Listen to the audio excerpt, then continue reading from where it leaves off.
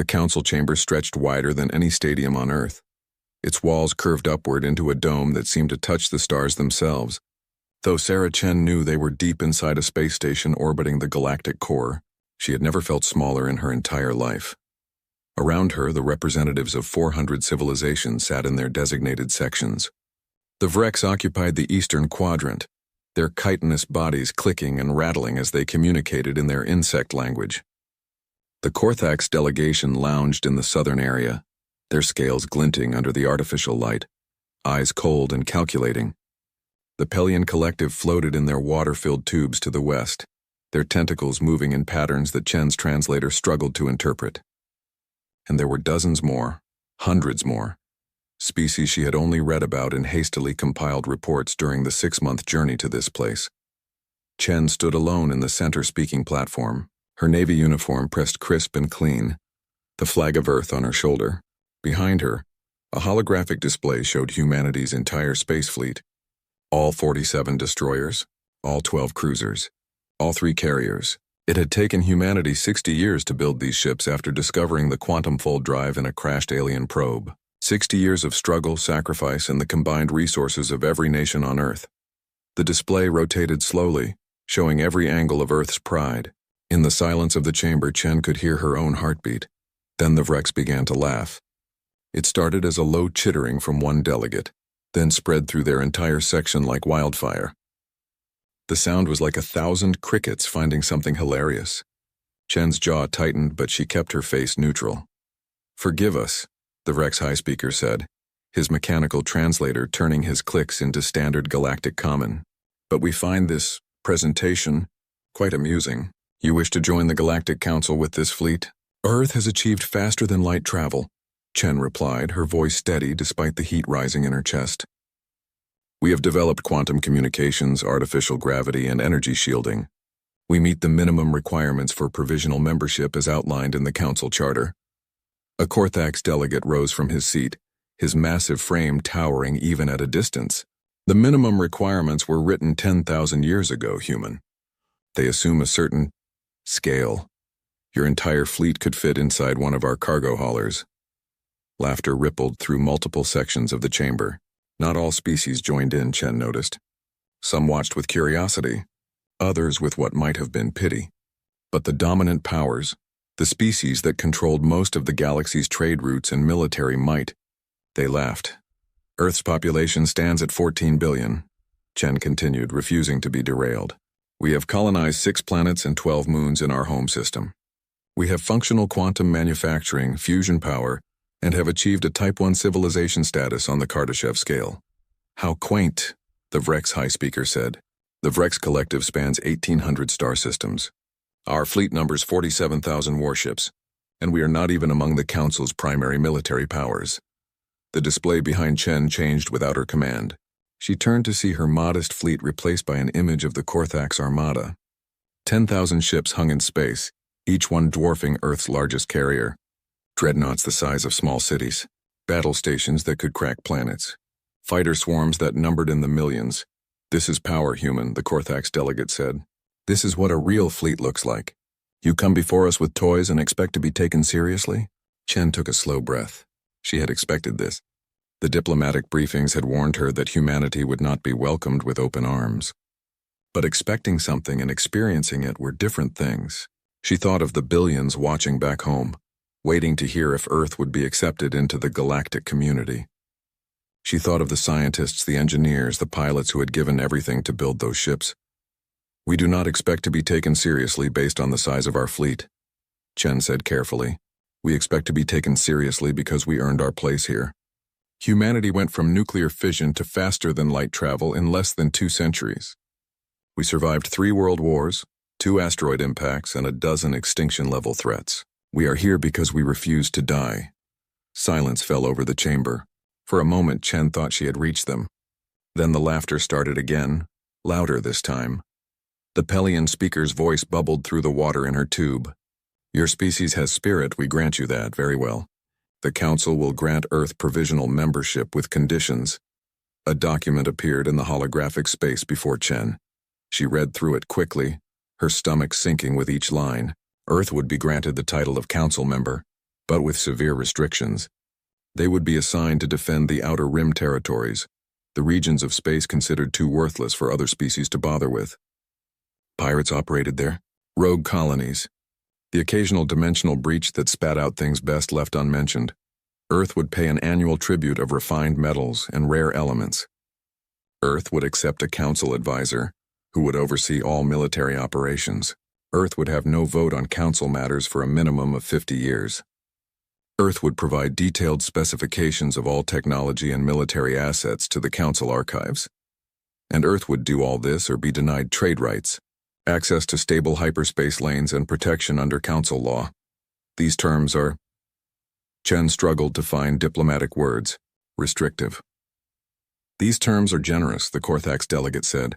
Typically, primitive species are given protectorate status. They have no independence at all. We are offering you a chance to prove yourselves worthy. Think of it as a test that requires we give you all our technological data and pay you for the privilege. Precisely.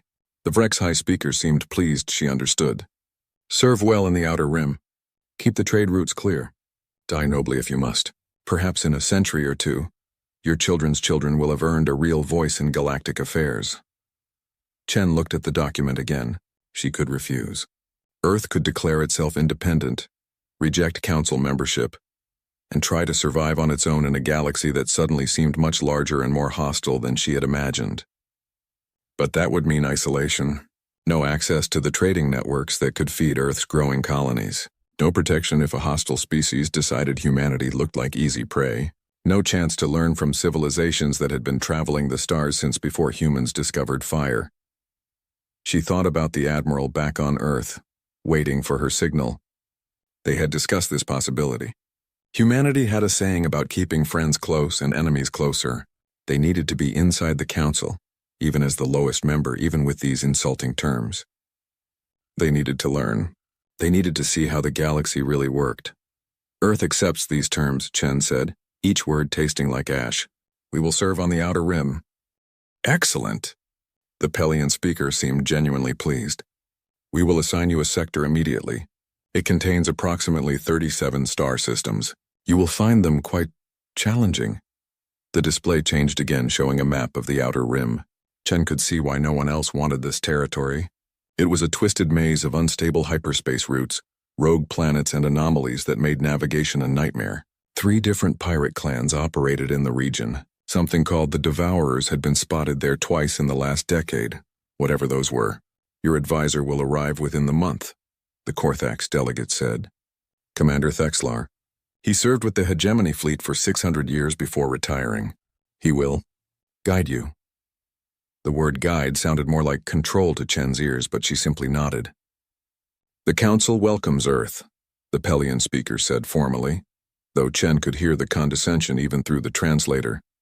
May you serve well and learn much from your betters. The session ended, and Chen was escorted from the chamber by a pair of small, furry aliens whose species she didn't recognize. They seemed sympathetic, which was something. As she walked through the corridors of the massive station, she passed viewing ports that showed the space outside. The Korthax fleet hung there like a metal storm. 10,000 ships arranged in perfect geometric formations, each one bristling with weapons that could glass a planet, each one representing technology and power that Earth couldn't match in her wildest dreams. A Korthax officer stood at one viewing port, watching his fleet with obvious pride. He glanced at Chen as she passed, and she saw the contempt in his reptilian eyes. To him, she was nothing. Earth was nothing. An amusing curiosity that would probably be wiped out by pirates within a decade. Chen stopped walking and turned to face the viewport. She stood there for a long moment, staring at the Korthax armada, memorizing every detail, the design of their hulls, the placement of their weapons, the way they positioned their shields. Impressive, is it not? The Korthax officer said. This is merely the 3rd fleet. We have 12 more just like it. Very impressive, Chen agreed quietly. Then she turned and walked away, her footsteps echoing in the empty corridor. The furry aliens led her to the docking bay where Earth's delegation ship waited. Her crew stood at attention when she arrived, their faces eager for news. She could see the hope in their eyes, the excitement at being accepted into the galactic community. We're in, she told them. Provisional membership. Outer Rim assignment, the hope dimmed but didn't die. They had expected this too. They were military personnel. They knew what it meant to start at the bottom. As the ship detached from the station and began its journey back to Earth, Chen sat in her quarters and composed her report. She detailed everything: the laughter, the contempt, the impossible terms, the vast fleets that made Earth's navy look like children's toys. But at the end of her report, she added one line that wasn't meant for official records. One line that she knew would be read by the right people back home. The people in the secret facilities buried deep under mountains and ocean floors. The people working on projects that weren't in any official budget. "We have been underestimated," she wrote. "Proceed with Protocol Titan." She sent the message through quantum encryption, then deleted it from her terminal. The crew didn't need to know about that. The council certainly didn't need to know about that. Outside her window, stars streamed past as the ship entered hyperspace. Somewhere out there, the Korthax fleet continued its patrol, secure in its power. Somewhere out there, the council's representatives laughed about the primitive humans and their adorable little fleet. Let them laugh, Chen thought. Let them look down on us. Let them think we're nothing but janitors cleaning up their outer rim trash. Humanity had survived ice ages and meteor strikes. They had clawed their way up from caves to starships. They had looked at an impossible universe and decided to conquer it anyway. The galaxy would learn what that meant. But not today. Today, Earth would smile and bow and accept its humiliating assignment. Tomorrow could wait. Commander Thexlar arrived exactly 1 month after the council meeting, just as promised. His ship was a sleek Korthax cruiser that was 3 times the size of Earth's largest carrier. When he stepped off the boarding ramp at Luna Station, 2 full marine companies stood at attention to greet him. The Korthax advisor was old, even by his species standards. His scales had faded from vibrant green to a dull gray, and he moved with the careful precision of someone whose body had seen too many battles. But his eyes were sharp, and when he looked at the human marines, Chen saw calculation rather than contempt. "Commander Chen," he said, his voice a low rumble that the translator rendered into flat, emotionless speech. "I am told you accepted the council's terms without significant protest. This shows wisdom, or perhaps simply an understanding of your position." "We understand our position clearly," Chen replied. "We're here to do a job." "Good, then let me be direct. I have served as advisor to 6 different species over my career. 4 of them no longer exist. They failed to understand that the outer rim is not a punishment. It is a proving ground. Survive it and you earn respect. Fail, and no one will remember your species existed." He gestured toward the observation window where Earth hung like a blue jewel against the black. "You have a beautiful world. I would hate to see it become a memorial." Over the next week, Thexlar reviewed Earth's fleet capabilities with brutal efficiency. He watched training exercises and called them adequate but uninspired. He examined weapons systems and found them functional but outdated. He studied tactical manuals and declared them derivative of Rex doctrine from 3 centuries ago. "You learned from the probe you found," he said during one session, "but you learned only the basics. You fly like babies who just discovered walking." Chen swallowed her pride and asked, "Then teach us." Thexlar's eyes widened slightly. "You wish to learn? We wish to survive. If that means learning from someone who knows better, then we learn." Something shifted in the Korthax advisor's expression. Not quite respect, but perhaps the possibility of it. "Very well. I will teach. But know this, the outer rim will be your real teacher. I can only prepare you for the lessons it will give." Earth's fleet departed for the outer rim 3 months later. 47 destroyers, 12 cruisers, and 3 carriers, spread across 37 star systems that no one else wanted. Chen commanded from the carrier Resilience, coordinating patrols and responses to threats that came faster than anyone had anticipated. The first attack happened in week 2. Pirates hit a convoy near the Thresh system, destroying 2 freighters before the destroyer Wellington could respond. The Wellington drove them off but took heavy damage. 3 crew members died, Earth's first casualties in the galactic community. The second attack came 5 days later. Then the third. Then more, faster and faster, until Chen realized the pirates weren't random raiders. They were testing Earth's defenses, probing for weaknesses, coordinating their strikes. "They do this to everyone new," Thexlar explained when Chen brought him the tactical data. "The pirate clans watch when a new species takes over a sector. They test your response times, your tactics, your willingness to fight. And what happens if we fail the test? They destroy you completely. The outer rim is survival of the fittest. Show weakness, and you will be consumed. The destroyer Hastings was lost in month 4, ambushed by pirates using a tactic Earth had never encountered. They hid their ships inside the corona of a star, using the radiation to mask their signatures. When the Hastings came to investigate a distress signal, they struck from 6 directions at once. Chen watched the tactical recording a dozen times, watched her people die, watched the ship break apart under sustained fire. The pirates had better shields, better weapons, and they fought with a coordination that spoke of decades of experience. "We need to adapt," she told her captains during the memorial service. "We can't fight them the way we fight each other. This is a different kind of war." The fleet began to change, slowly at first, then faster as desperation drove innovation. They started using the asteroid fields for cover, learning to hide among the rocks like the pirates did. They modified their weapons, stripping down the heavy plasma cannons for lighter, faster pulse lasers that could track quicker targets. They abandoned formation flying and adopted pack tactics, using speed and numbers to overwhelm larger ships. They lost ships. God, they lost so many ships. The cruiser Defiant went down protecting a mining colony. The destroyers Archer and Nomad disappeared on patrol and were never found. The carrier Valiant took a hit that vented 3 decks to space, killing 200 crew before emergency bulkheads sealed. But they learned. Every battle taught them something. Every death bought knowledge with blood. Chen kept detailed records of every engagement, every tactic that worked and every one that failed.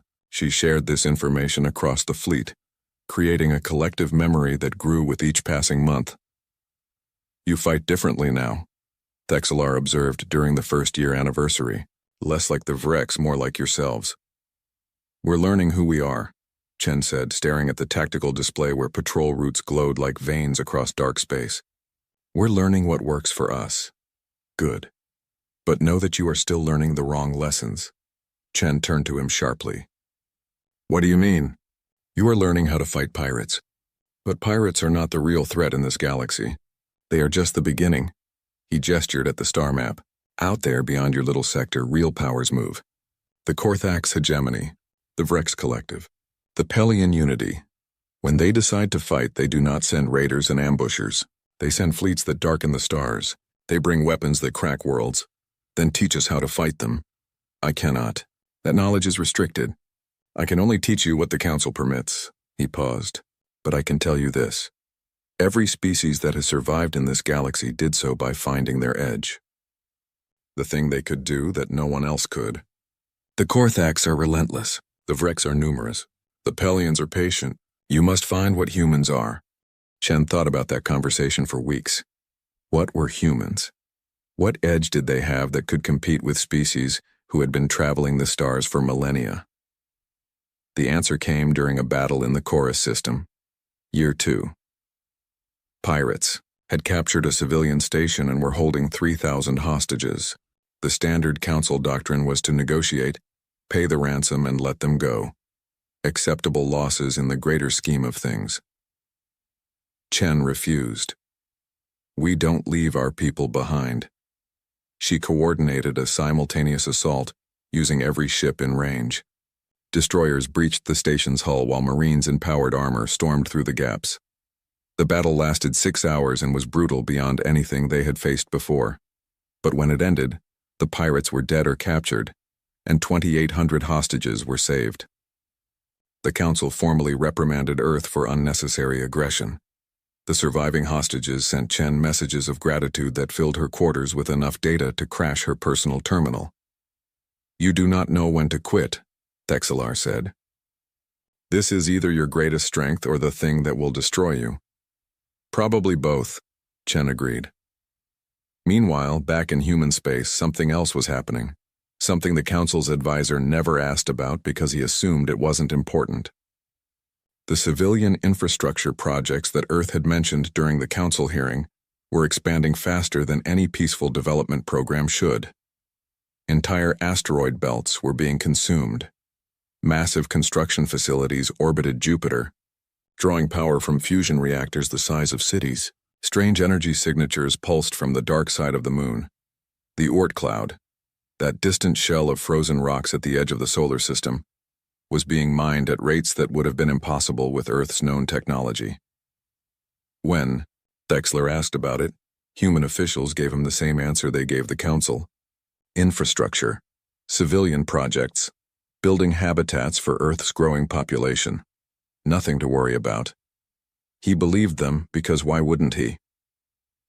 Earth was struggling just to maintain their fleet in the Outer Rim. They were losing ships faster than they could replace them. What threat could they possibly pose? Year 3 brought a new challenge. Something called the Devourers appeared in the Thresh system. Chen had heard the name but never seen them.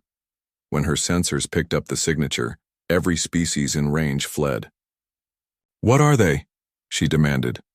"Run," Thexler said, his scales going pale. "Do not fight. Do not engage. Run." The Devourers were ships, but ships like nothing Earth had encountered. They were organic, living things that moved through space like sharks through water. They fed on metal and energy, consuming other ships to grow larger. 3 of them appeared in the Thresh system, each one the size of a city. Standard protocol was to abandon the system and let them feed until they moved on. But Thresh had a colony. 20,000 humans who had settled there only a year ago. 20,000 people who couldn't evacuate fast enough. Chen made a decision that would have gotten her court-martialed under normal circumstances. She took her entire fleet into the system, not to fight the Devourers directly, but to buy time. They ran interference, drawing the creatures away from the colony ships with bait drones and sensor decoys. It worked. Barely. The colony escaped with 90% of its population. But Earth lost 5 destroyers and a cruiser. The ships weren't destroyed in battle. They were consumed, absorbed into the living metal of the Devourers until nothing remained. "You saved them," Thexler said afterward, his voice strange. "You knew you would lose ships, and you did it anyway. Would you have abandoned them? I would have calculated the acceptable losses and acted accordingly. That is what survivors do." He looked at her with an expression she couldn't read. "You humans calculate differently." Year 4 and year 5 blurred together in an endless cycle of patrols, battles, and losses. But something was changing. The pirates started avoiding certain systems, the ones where Earth had posted ships. Word was spreading that humans didn't negotiate, didn't give up, and fought with a ferocity that made victory too expensive. The fleet had shrunk to 32 destroyers, 8 cruisers, and 2 carriers, but the ships that remained were different. They had been modified, upgraded, rebuilt so many times they barely resembled the originals. They flew differently too. The crews had developed their own tactics, their own style of warfare that combined human aggression with lessons learned from a dozen different species. Chen stood on the bridge of the Resilience looking at the tactical display. 5 years in the Outer Rim. 5 years of being laughed at, dismissed, and treated like janitors cleaning up the galaxy's trash. Her communications officer handed her a message from Earth. Just 3 words encoded in a cipher that only a handful of people knew. "Titan is ready." Chen read the message twice, then deleted it. She looked out at the stars, at the dark space that had become humanity's proving ground. The galaxy thought they knew what humans were. They thought Earth was a minor species barely worth noticing. They were wrong, but they wouldn't know that until it was too late. A new alert flashed on the tactical display. Pirates in the chorus system again. Chen smiled grimly. "All ships," she ordered. "Prepare for combat, let's go to work." The fleet moved out. Ships that had been forged in fire, crewed by people who had learned to survive in the hardest school the galaxy offered. They didn't know what was coming. They didn't know that everything was about to change. But they were ready. Humanity was always ready. The Galactic Council was in session when the first reports arrived. Representatives from 400 species filled the Great Chamber, discussing trade disputes and border negotiations.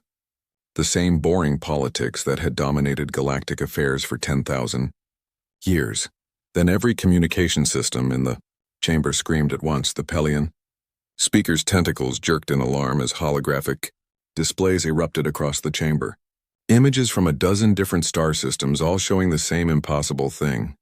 Korthax warships, thousands of them, dropping out of hyperspace in coordinated strikes across the galaxy's core worlds. This must be an error, the Rex High Speaker chittered, but his translator couldn't hide the fear in his voice. The Korthax are council members. They would not. The display changed to show the Korthax Emperor himself, his massive form filling the screen. His scales were polished to a mirror shine, and his eyes held something that made even the other predator species recoil.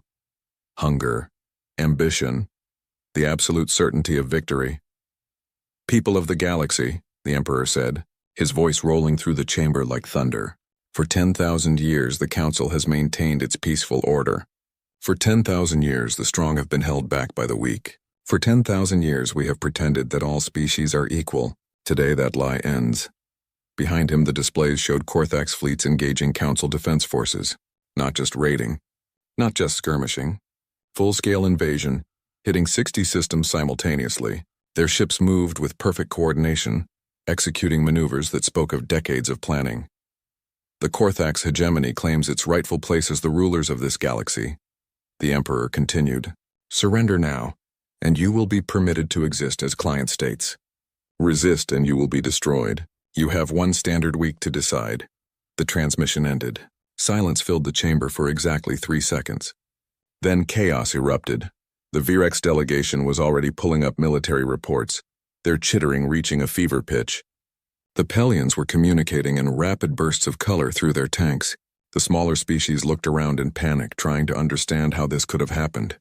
"They have 50,000 ships," a military analyst announced, her voice cutting through the noise. 50,000. They have been building in secret for decades, hiding construction facilities in deep space, disguising their fleet expansion as merchant vessels. "How did our intelligence miss this?" the Pelian speaker demanded. "Because we were not looking," the analyst replied bitterly. "The Korthax have been council members for 8,000 years. We trusted them. We did not see the threat until it was too late." The council's defense coordinator pulled up a strategic map. Red markers showed Korthax forces spreading across the galaxy like a plague. Blue markers showed Council military forces, scattered and unprepared. Green markers showed civilian populations caught in the invasion zones. "We need to coordinate a response," the coordinator said, trying to maintain calm. "Pool our fleets, establish defensive lines, protect the core worlds." "They have already taken the core worlds," the analyst interrupted. "Look at the map. They hit our shipyards first. Our command centers, our communication hubs. This was not an impulsive attack. This was surgical." A Vrex admiral pulled up fleet statistics. The Vrex Collective can mobilize 30,000 ships within a month. The Pelian Unity has 15,000. The smaller species combined can provide another 10,000. We outnumber them. Numbers mean nothing if we cannot coordinate, a Pelian military commander bubbled. And the Korthax have superweapons. Look at the reports from Theta Sector. They have planet crackers. They glassed 3 worlds in the opening hours. Horror swept through the chamber. Planet crackers were supposed to be banned technology. The Council had outlawed them 6,000 years ago. After the Great Extinction Wars, the fact that the Korthax had them meant they had been breaking galactic law for centuries. "We need every ship we can find," the defense coordinator said. "Contact all member species. Full mobilization. Even the provisional members," someone pulled up the list. Most of the galaxy's species were already accounted for, but at the bottom of the list, added only 5 years ago, was one name that had been almost forgotten. Earth. The humans. The Vrex High Speaker sounded incredulous. What can they possibly contribute? They have maybe 30 ships left after their Outer Rim assignment. Probably less. "Every ship counts," the coordinator insisted. "Send them the mobilization order." The message was transmitted to Earth through standard channels. It was a simple command.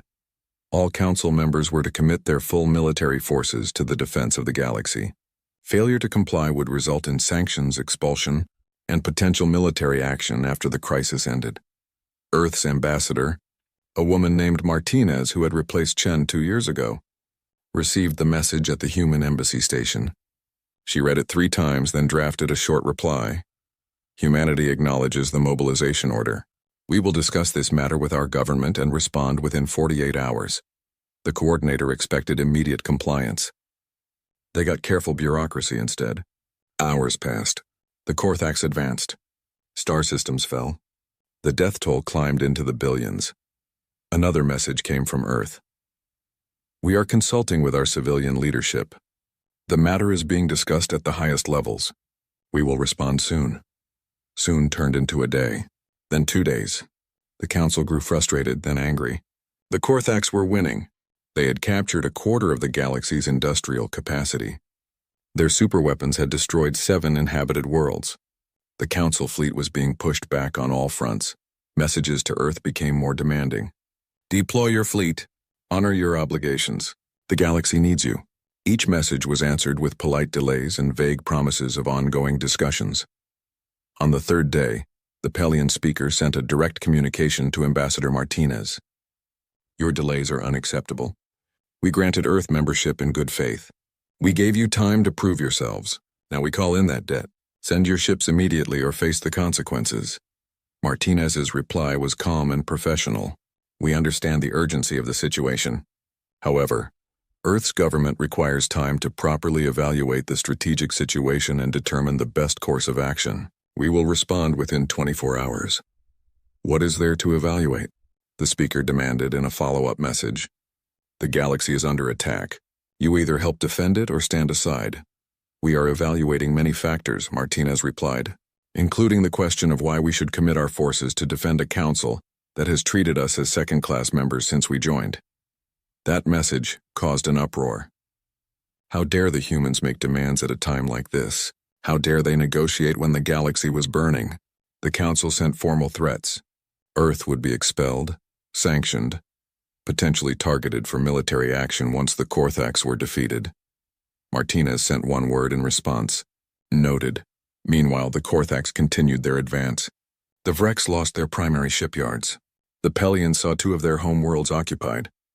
The smaller species were surrendering in droves, seeing no hope of victory against such overwhelming force. The council's war room became a place of desperation. Admirals argued over tactics. Politicians tried to forge alliances with neutral species. Analysts ran simulation after simulation, each one showing a Korthax victory within 6 months. What about the humans? Someone asked during one particularly bleak meeting. Have they responded yet? Still nothing, the coordinator said. Just more delays and excuses.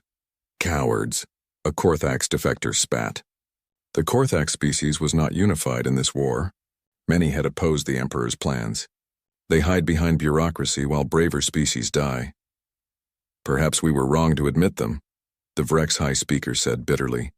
A species that will not fight when the moment demands it is not worthy of council membership. On the 5th day, as the Korthax fleet prepared to assault the council's secondary capital world, Earth's response finally came. It was brief. Just one word that appeared on every council communication system simultaneously: negative. The coordinator stared at the message in disbelief. Negative? They are refusing the mobilization order? Apparently, the analyst said, pulling up the full transmission. There was no explanation, no justification, just that single word hanging in space like a slap in the face. The council erupted in fury. How dare they? After everything the council had done for them? After giving them membership, trade rights, access to hyperspace lanes? Earth was betraying the galaxy in its darkest hour. Messages flooded toward human space. Threats, insults, promises of retaliation. The council would remember this. After the war, there would be a reckoning. Earth would pay for its cowardice. Martinez received all of these messages and filed them away without response. In the embassy station, she stood at a viewport looking toward Earth, invisible at this distance, but she knew it was there. Her home, her people. She had been in the military once before becoming a diplomat. She had served in the Outer Rim, watching her friends die to protect systems the council didn't care about.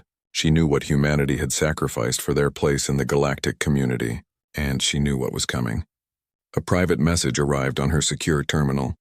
Just 3 words from Admiral Chen, who now commanded something much more important than a carrier in the Outer Rim. It is time. Martinez allowed herself a small smile. The council thought humanity was weak, thought they were cowards hiding while braver species fought. The galaxy was about to learn how wrong they were. She opened a bottle of Earth whiskey she had been saving for a special occasion, poured herself a drink, and waited. In the Korthax-occupied territories, the Emperor celebrated his victories. 50,000 ships under his command, a quarter of the galaxy conquered in just 5 days. The council was in disarray. Victory was certain. He gave orders to prepare for the final assault on the council's capital world. A massive gathering of his fleet, 10,000 ships in one system. A show of force that would break any remaining resistance. They would broadcast the victory across the galaxy. All species would see the Korthax triumph and know that resistance was futile. The Emperor stood on the bridge of his flagship, the Eternal Dominion, and looked out at his assembled fleet. 10,000 warships, each one a masterpiece of destructive capability, the largest gathering of military force in galactic history. He had won. The galaxy was his. Then the sensors began screaming and everything changed.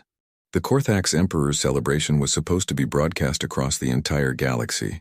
Every species would watch as he claimed victory over the Council's capital world.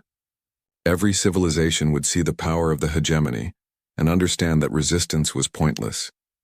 10,000 Korthax warships hung in orbit above the planet, arranged in perfect geometric patterns that demonstrated military precision.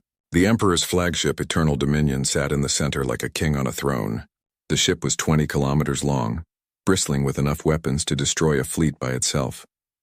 The Emperor himself stood on the bridge, his polished scales reflecting the light of 1,000 displays. His admirals surrounded him, offering congratulations and praise. The mood was triumphant.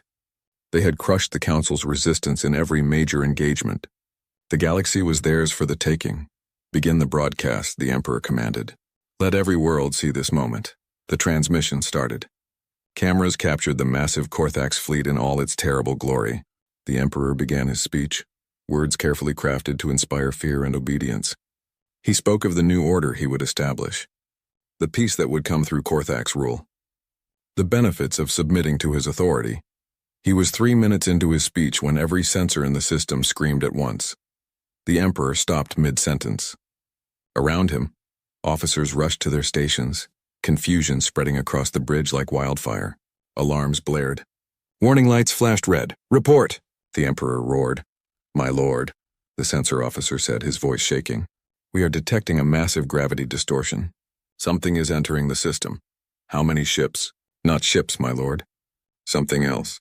The readings do not match any known vessel signature. The mass alone is... The officer stopped, staring at his display in disbelief. That cannot be correct. What cannot be correct? The mass reading, my lord.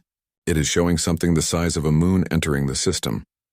The Emperor turned to the main view screen, which had automatically switched from the broadcast feed to tactical display. Space itself seemed to ripple and tear as something emerged from hyperspace, not with the gentle transition of normal FTL travel, but with the violent birth of something too massive to move quietly. For a moment, the bridge crew thought their sensors had malfunctioned. The thing appearing in their system was so large it defied comprehension. It was not a ship. It was a construct. A mobile station.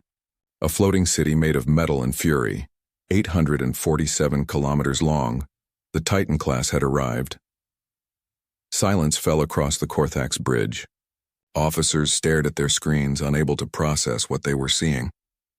The construct hung in space like a nightmare made real, its surface covered in weapon platforms that numbered in the hundreds of thousands. Energy readings spiked so high they broke the measurement systems. Power signatures indicated something like a contained star burning at its core. The Emperor's flagship, his mighty Eternal Dominion, looked like a child's toy next to it. Open a channel, the Emperor said, his voice tight with barely controlled fury. Identify yourself. The response came immediately, broadcast on every frequency simultaneously. Audio and visual, impossible to ignore or block. The face that appeared on every screen was human. A woman with gray-streaked hair and admiral's insignia. Her expression was calm, almost pleasant. This is Admiral Sarah Chen of the Earth Defense Force, she said. We heard you were having some trouble. The Emperor's eyes widened in recognition. The human who had stood before the Council 5 years ago. The one they had laughed at. The one with the pathetic fleet of toys. You dare to interfere in this conflict? The Emperor snarled. This is not your concern, human. Withdraw immediately or be destroyed. Chen's expression did not change. I have received my orders from Earth's government. We have been asked to assist the Galactic Council in defending against your illegal invasion. I am authorized to use all necessary force to accomplish this mission. All necessary force? The Emperor laughed, though it sounded forced. You have one ship. One. I have 10,000 surrounding this world and 40,000 more across the galaxy. You cannot win. You cannot even survive. You are partially correct, Chen acknowledged. This is not the only Titan-class vessel, but it will be sufficient for this engagement. She gestured off-screen, and the tactical display zoomed out to show the Korthax fleet positions, all 10,000 ships perfectly arranged, weapons charged and ready. You have 60 seconds to surrender, Chen said. After that, I will consider you hostile and act accordingly. The Emperor's rage exploded. Fire, all ships! Destroy that thing! 10,000 warships opened fire at once. The barrage was beyond comprehension. Plasma beams, missile swarms, particle cannons, and energy weapons that had never been seen by the Council. The combined firepower of the Korthax fleet, enough to crack a planet's crust or boil an ocean. The weapons hit the Titan-class shields and splashed like rain. On the Titan's bridge, Chen watched the defensive systems handle the assault with ease. The shields did not even flicker. The energy readings barely registered the attack. The Korthax fleet's most powerful weapons were nothing more than a light breeze against a mountain. Shields holding at 99.7%. Her tactical officer reported. No damage to any systems. The attack was insufficient to trigger secondary defensive protocols. Chen nodded. Return fire. Point defense systems only. I want to make this quick.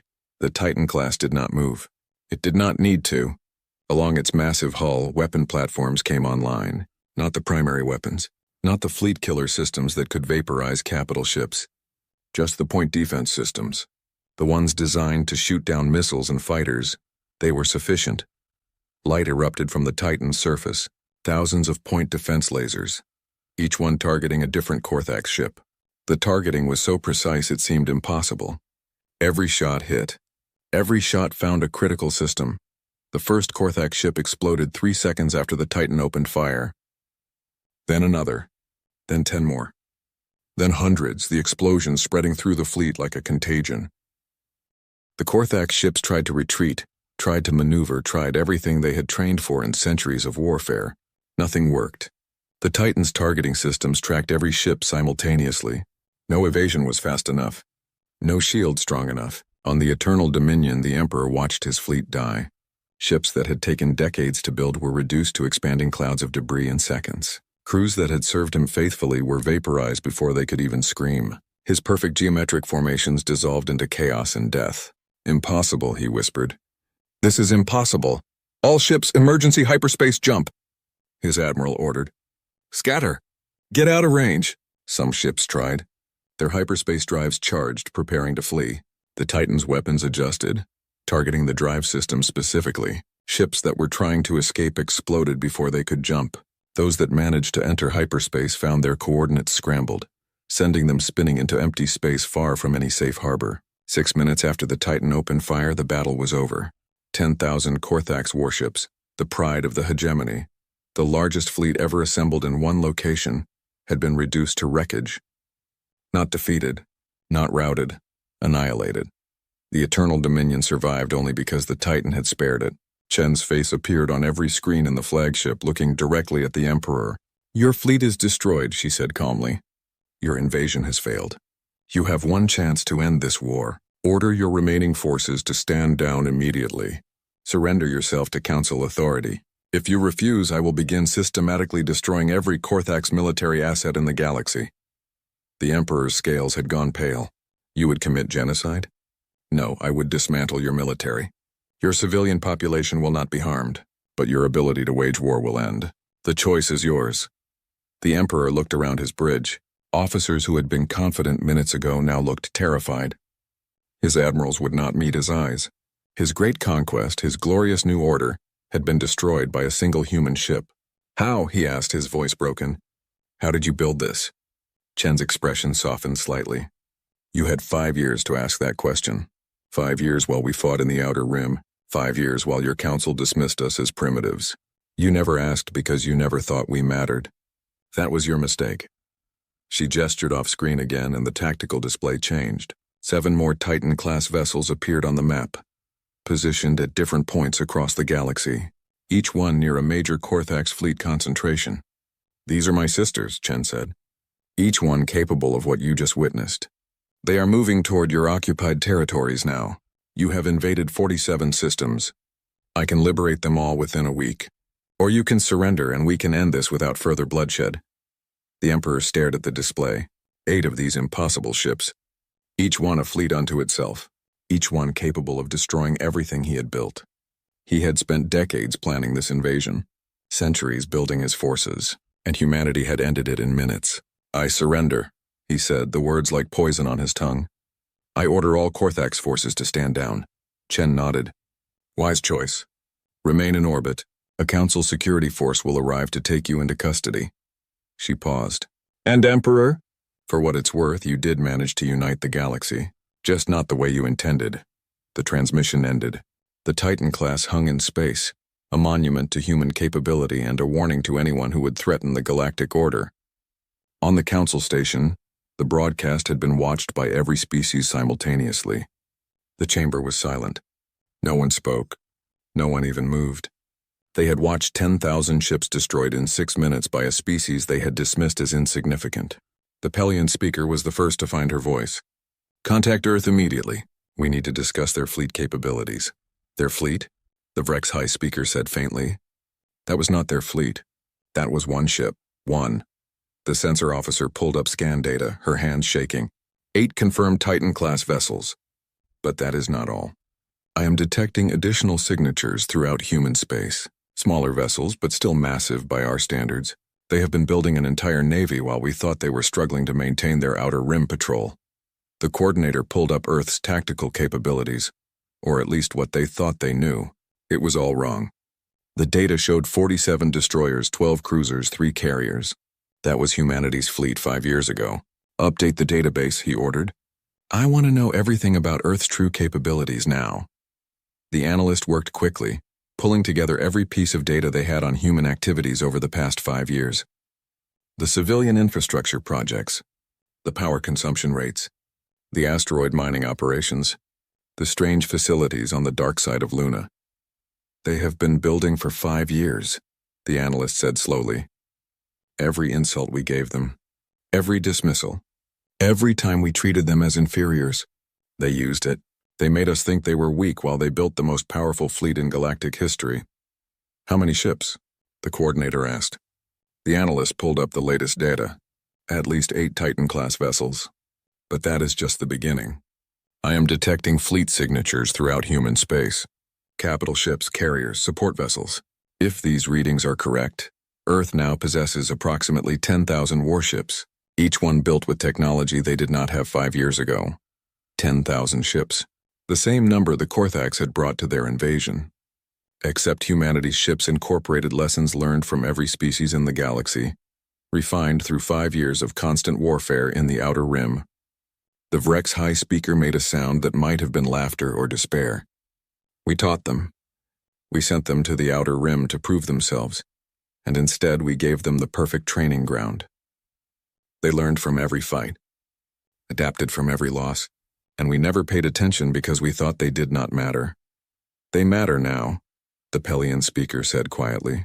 "The galaxy's power structure has just changed, fundamentally and forever." The Korthax Empire collapsed in 33 days. 7 Titan-class vessels moved through occupied space like surgical instruments, dismantling military installations and liberating captured worlds. The Korthax forces, already demoralized by their Emperor's surrender, offered minimal resistance. Most surrendered the moment a Titan class appeared in their system, but the Titans were not alone. As they moved through Korthax territory, the rest of Earth's fleet revealed itself. 10,000 warships emerged from hyperspace, each one bearing the blue and white colors of the Earth Defense Force. They were not the modified patrol ships from the outer rim. These were purpose-built warships, sleek and deadly, incorporating technology from a dozen different species refined through human innovation. The galaxy watched in stunned silence as humanity liberated system after system. The speed was unprecedented. The efficiency was terrifying. Earth's fleet moved with a coordination that suggested years of planning and preparation. Because that was exactly what it was. Admiral Chen commanded from her Titan. But she was not the only human flag officer. 7 other admirals commanded the remaining Titans, and beneath them were commodores and captains who had all survived the Outer Rim. They knew how to fight, they knew how to win, and they knew how to make a statement. The statement was clear. Earth had arrived as a major power, and the galaxy would need to adjust. The Council called an emergency session on day 15 of the liberation. Representatives from every species gathered in the Great Chamber, but the mood was different from 5 years ago. There was no laughter now, no mockery, just careful calculation and barely concealed fear. Admiral Chen attended in person, leaving her Titan under the command of her executive officer. She walked into the chamber wearing her full dress uniform, medals from 5 years of Outer Rim combat on her chest, the same flag of Earth on her shoulder that had been there during her first visit. The Pelian speaker opened the session. Admiral Chen, on behalf of the Galactic Council, we wish to express our gratitude for Earth's intervention against the Korthax invasion. Your assistance has saved countless lives and preserved the Council's authority. You are welcome, Chen said simply. We would like to discuss Earth's military capabilities, the Virex High Speaker said, trying to sound diplomatic rather than terrified, specifically the Titan-class vessels and your fleet composition. This information should have been registered with the Council as per the membership agreement. Chen smiled slightly. The membership agreement required us to provide information about our military assets. We did. 5 years ago, we registered 47 destroyers, 12 cruisers, and 3 carriers. That information was accurate at the time. But you built an entire fleet in secret, a minor species representative protested. 8 Titan-class vessels, 10,000 warships. That level of construction should have been impossible to hide. We did not hide it, Chen replied. We reported all construction as civilian infrastructure projects, which was not entirely false. The Titans were built in civilian shipyards. The fleet was constructed using civilian resources. We simply did not specify what kind of infrastructure we were building. The chamber erupted in angry chatter. Several species accused Earth of deception. Others demanded that humanity be sanctioned for violating the spirit of Council law. A few suggested that Earth's fleet should be disbanded or placed under Council authority. Chen waited for the noise to die down. When it did not, she simply stood there, patient and calm. Eventually, silence fell, not because people stopped talking, but because they realized she was not responding to their outrage. Are you finished? She asked when the chamber was quiet enough to hear her. You violated Council trust, the Korthax defector said bitterly. You played games while pretending to be weak. No, Chen said, her voice sharp. We were weak. 5 years ago, our entire fleet could have been destroyed by any major power in this chamber. We came to you asking for membership and you laughed at us. You gave us the most dangerous assignment in the galaxy and told us to prove ourselves worthy, so we did. She pulled up a holographic display showing Earth's losses in the Outer Rim. The names of every ship destroyed, every crew member killed. The numbers were staggering. We lost 15 ships in 5 years, she continued. Over 4,000 personnel. We fought pirates, raiders, devourers, and a dozen other threats that the Council considered too minor to address. We bled for this galaxy while you dismissed us as janitors cleaning up your trash. That was the assignment given to all provisional members, the Pelian speaker said. It is not personal. It is simply how we determine worthiness. And did we prove ourselves worthy? Chen asked. Did 5 years of service earn us anything? Or were we always going to be second-class members, paying tribute and following orders while the real powers made decisions? No one answered. They all knew the truth. Earth would have been kept in provisional status for decades, maybe centuries. That was how the system worked. The established powers maintained control. New species were kept weak and dependent. The Korthax invaded, Chen continued. Your core worlds fell. Your fleets were destroyed. And what did you do? You sent us a mobilization order, not a request for assistance, not a plea from allies, an order, as if we were your servants obligated to die for your failures. The entire galaxy was at stake, the coordinator protested. And we saved it, Chen said flatly. But not because you ordered us to. We saved it because we chose to. Because despite how you treated us, we decided that a galaxy under Korthax rule would be worse than the current system. That is the only reason we acted. She gestured at the display, changing it to show the 8 Titan-class vessels positioned across the galaxy. These ships represent 5 years of work. 5 years of every resource Earth could gather. 5 years of the finest minds and the bravest workers pushing the boundaries of what we thought possible. We built them in secret not because we planned to deceive you, but because we knew you would stop us if you knew. You would have seen them as a threat. You would have demanded we limit our capabilities or face sanctions. So we stayed quiet and let you underestimate us. And now you have the most powerful fleet in the galaxy, the Vrex High Speaker said. What do you intend to do with that power? Chen looked around the chamber, making eye contact with as many representatives as she could. That depends on you. Earth wants what we have always wanted. Respect. A real voice in galactic affairs. The chance to contribute as equals rather than servants. And if we refuse, someone asked, then we will leave. Chen said simply. We will withdraw from council space. We will defend our own territory and trade with whoever wishes to trade with us. The galaxy can continue without Earth's involvement. Panic rippled through the chamber. Earth withdrawing meant losing access to their technology, their military support, the Titan-class vessels that were currently maintaining peace in Korthax space. More importantly, it meant a major military power operating independently, outside council authority. That would be unwise, the Pelian speaker said carefully. The galaxy needs unity, especially now after the Korthax invasion has revealed our vulnerabilities. Then offer us real unity, Chen replied. Not the pretend version where we pay tribute and follow orders. Real membership. Equal voice. Equal representation. The council has operated under its current structure for 10,000 years, the Vrex High Speaker said. What you are asking would require fundamental changes to our system. Yes, Chen agreed. It would. But your system failed. The Korthax invasion proved that. You were so focused on maintaining the old order that you did not see the threat growing inside your own ranks. You need to change, not just for Earth's benefit but for everyone. A smaller species representative stood. Chen recognized her as one of the delegates who had shown sympathy during Earth's first council appearance. Admiral Chen speaks truth. The current system favors the powerful and exploits the weak. Many of us have felt this for centuries, but lacked the strength to challenge it. Perhaps now is the time for reform. Other voices joined in. Not all of them, not even most of them, but enough to show that Chen's words had found an audience. The established powers looked uncomfortable. They had maintained control for so long that the idea of actually sharing it felt dangerous. The debate continued for hours. Chen stood through all of it, answering questions and deflecting accusations. She did not threaten. She did not bluster.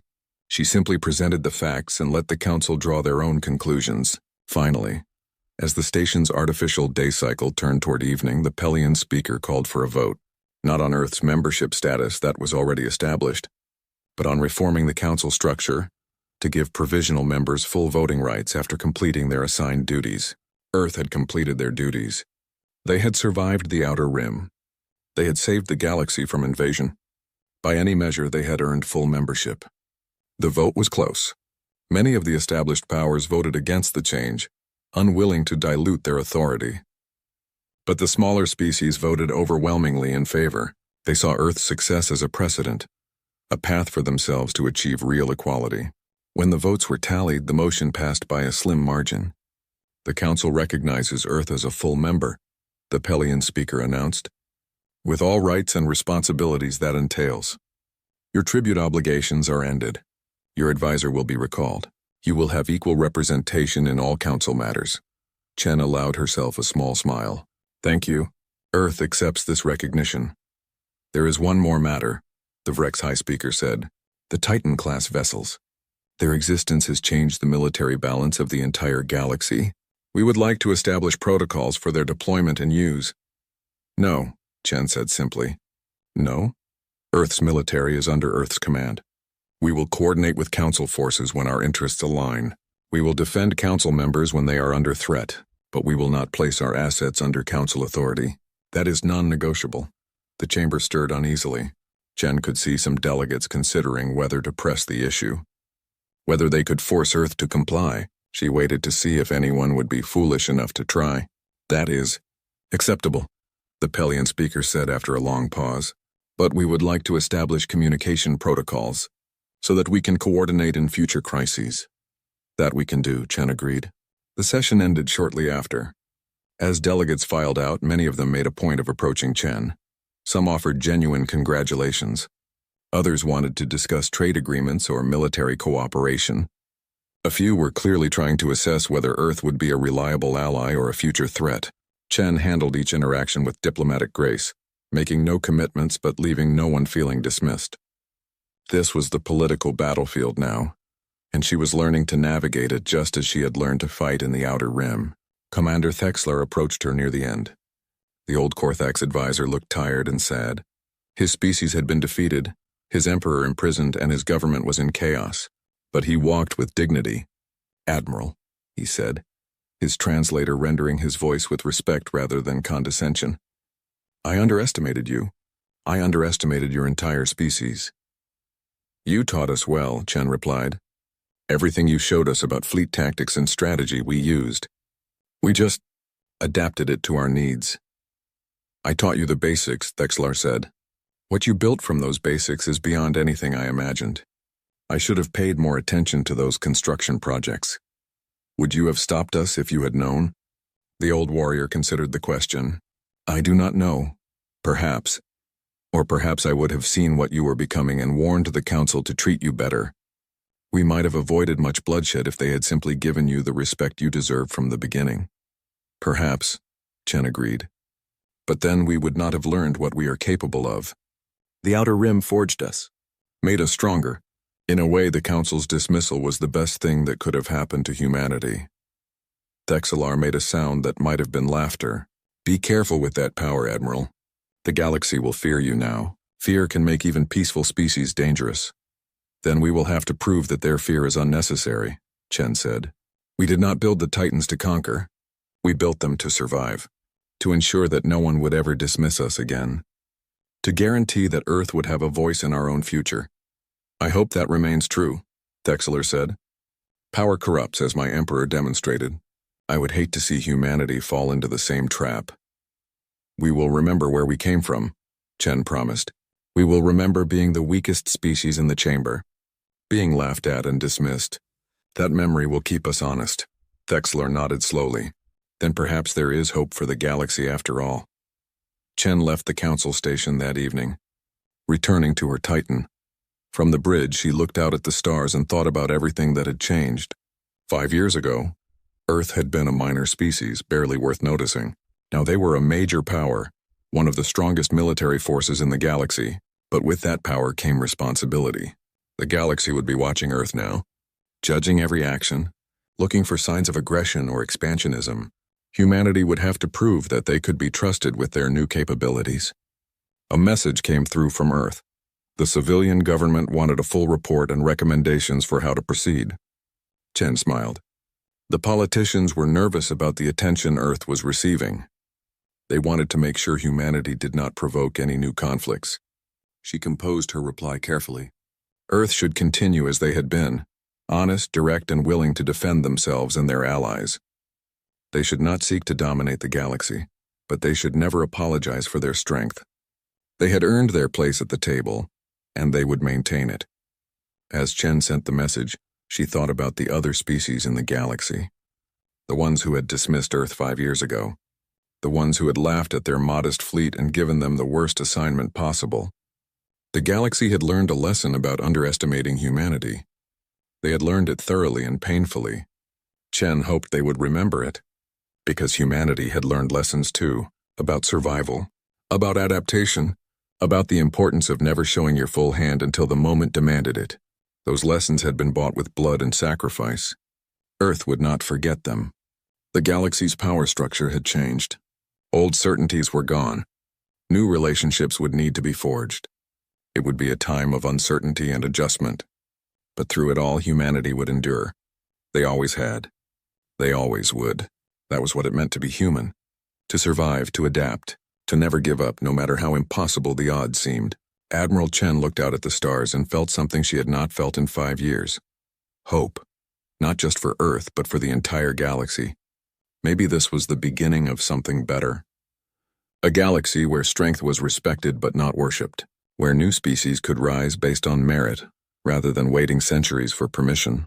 Maybe the Korthax invasion, despite its horrors, had been exactly what the galaxy needed. A wake-up call that the old system was broken and needed fixing, or maybe Chen was being optimistic.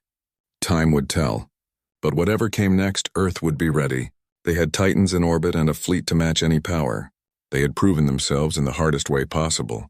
And they had something that many older species had lost over millennia of comfortable existence. They remembered what it was like to fight for survival. And they would never forget. The massive control room of NASA's Deep Space Monitoring Station fell silent as the alert sounded. Red lights flashed across the main screen. Director Paul White pushed through the crowd of technicians to see what had triggered the system. "What are we looking at?" he asked, squinting at the display. Anna, the lead technician, pointed to a blinking dot at the edge of the solar system. "We detected it passing Neptune's orbit an hour ago. The computer just finished its size calculations." She paused, double-checking her readings. "Sir, if these numbers are correct, this object is roughly 1/4 the size of our moon." Paul's coffee cup froze halfway to his mouth. "That's impossible, check it again." "Already did. 3 times. Anna's fingers flew across her keyboard. "It's maintaining a steady course toward the inner solar system, moving at incredible speed, but slowing, almost like it's braking." "Natural objects don't break," Paul said quietly. The room remained silent, as the implications sank in. After decades of searching the stars for signs of intelligent life, it seemed that something had found them instead. Within 24 hours, every major space agency on Earth confirmed the readings. The object, now officially designated Traveler, continued its approach. World leaders gathered in emergency sessions while scientists debated what it could be. One thing became clear: humanity needed to investigate up close. Captain Jack Barnes stood on the observation deck of the Pathfinder, Earth's most advanced exploration vessel. At 45, with gray streaking his dark hair, Jack had spent most of his adult life in space, but nothing in his 20 years of experience had prepared him for this mission. "Final systems check complete," Tom Wilson called from his engineering station.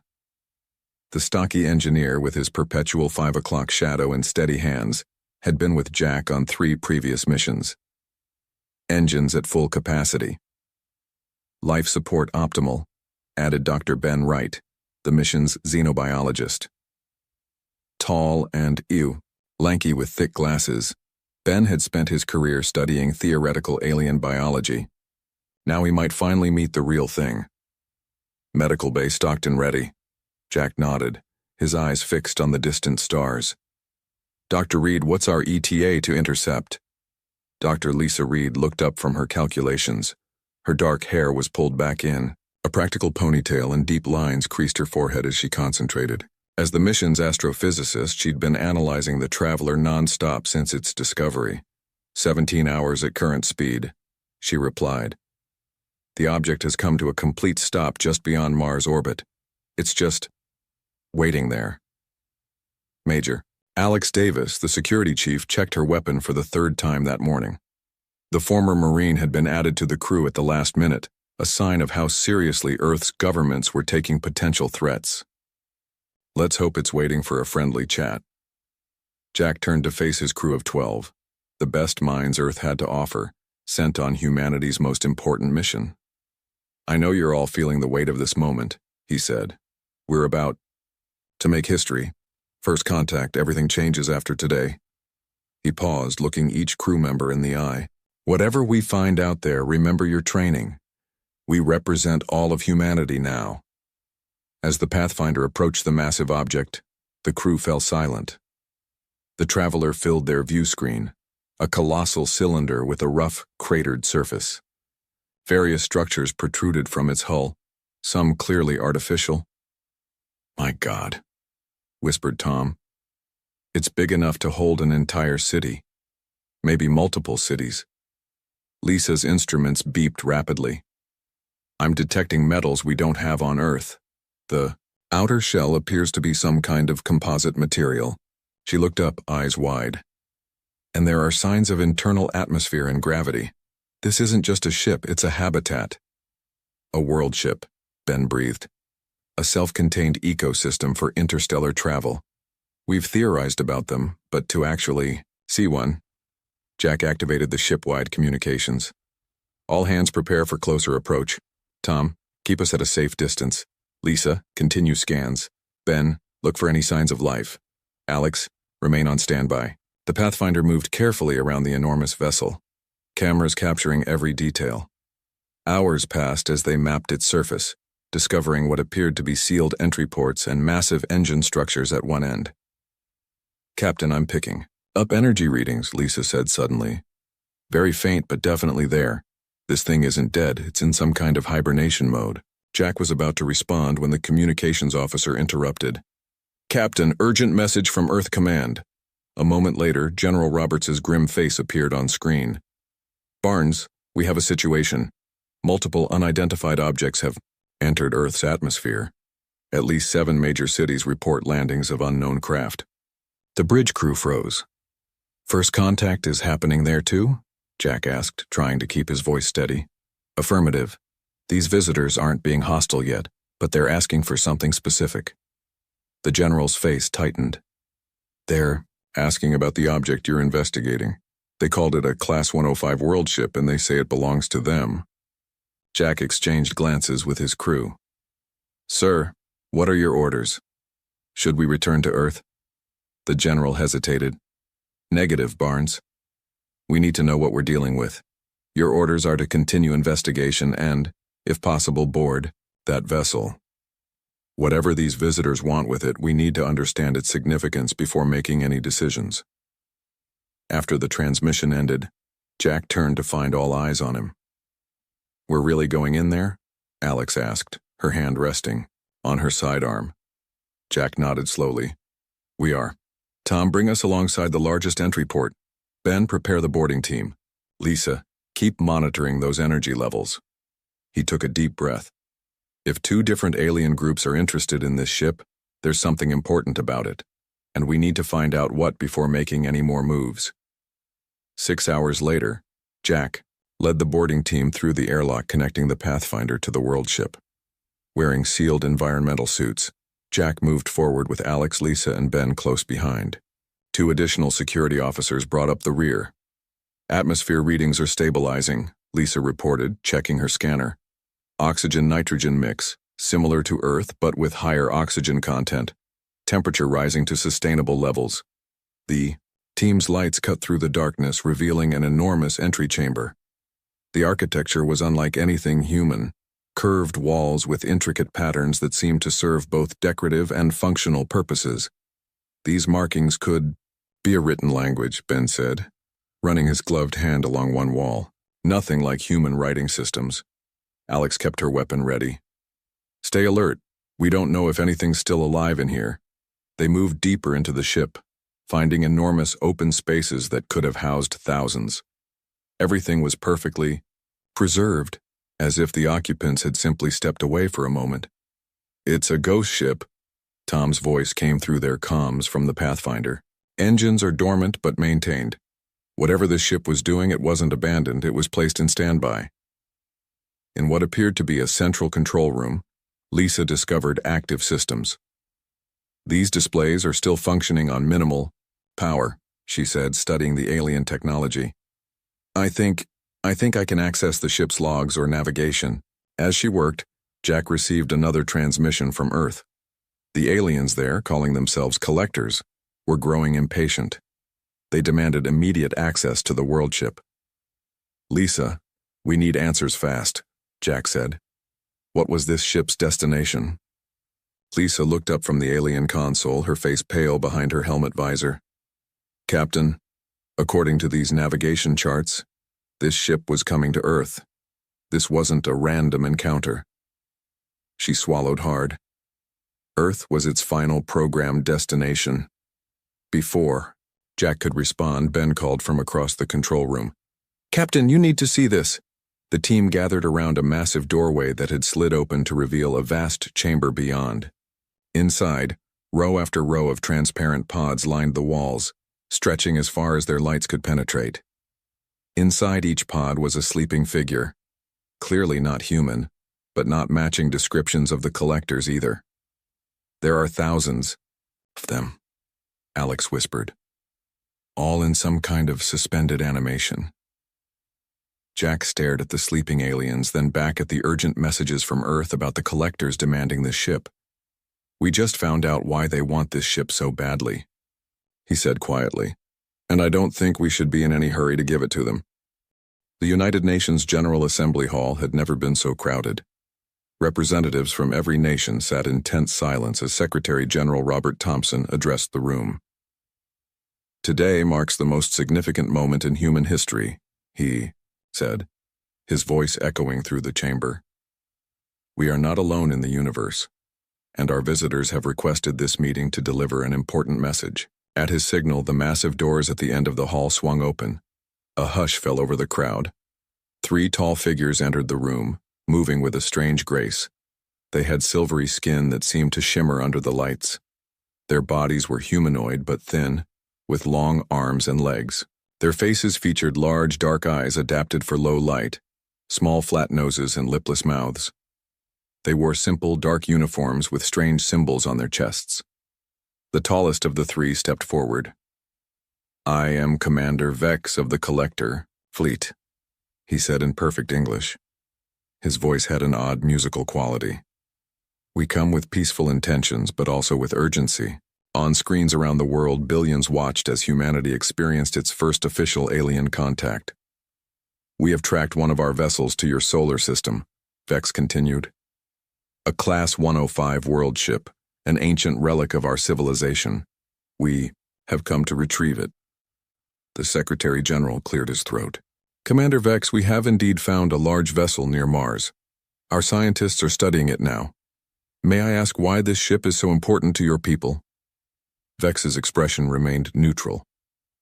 The world ship contains technology beyond your comprehension. It is part of our heritage, our birthright. We simply wish to reclaim what belongs to us. And if we refuse? Asked the American representative. Vex turned his large eyes toward the man.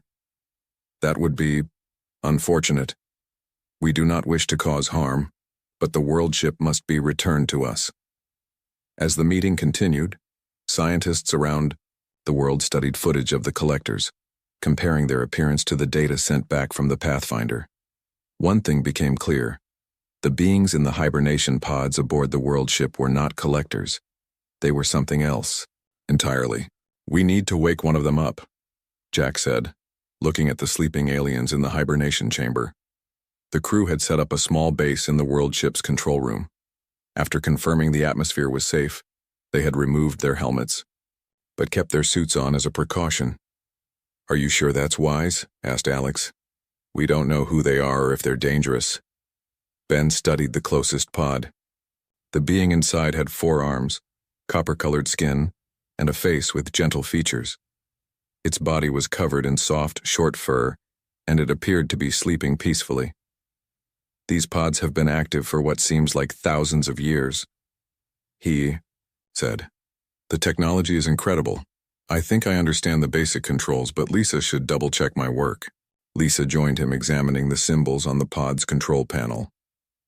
These match patterns I found in the navigation system.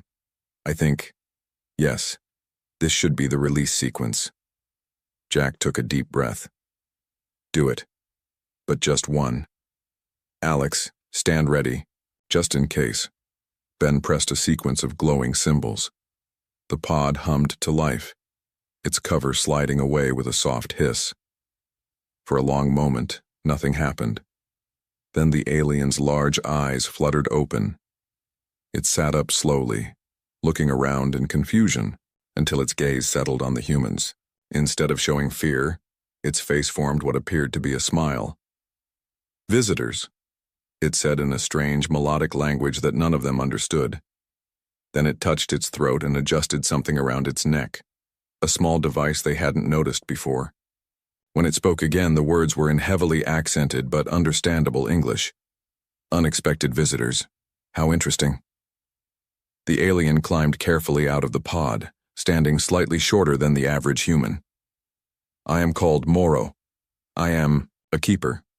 Jack stepped forward. I'm Captain Jack Barnes of Earth. We found your ship near our planet. Morrow's eyes widened. Earth? We've reached Earth? A look of joy crossed his face, followed quickly by concern. "How long have I been asleep? Has anyone else found us?" Lisa answered, "We detected your ship 3 days ago. And yes, others have found you. They call themselves collectors. They've landed on our planet and are demanding we give them this world ship." The effect of her words was immediate. Morrow stumbled backward, his 4 hands grasping the edge of his pod for support.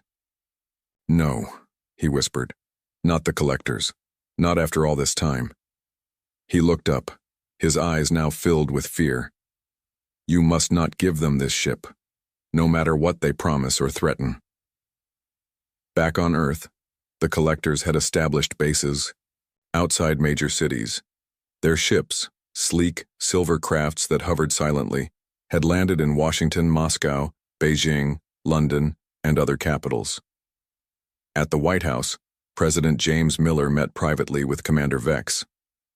"Our scientists tell me the world ship contains thousands of hibernating aliens," Miller said. "Aliens that are not collectors." Vex's face remained expressionless.